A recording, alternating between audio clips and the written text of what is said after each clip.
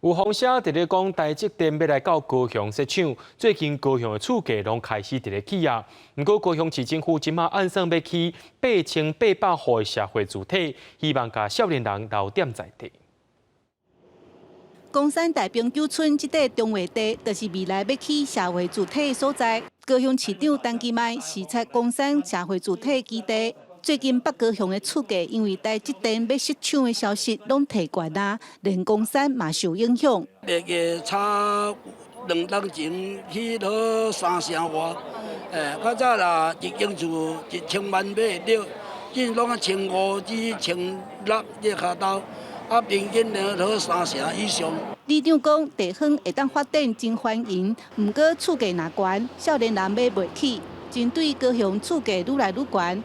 市长陈其迈表示，相关单位会去查核敢有差错。社会住宅的兴建，最主要也是着眼于说来提供这个低廉的租金的住宅。另外一方面，我们也会在利用这个平价的这个住宅，我们也在盘点一些地方。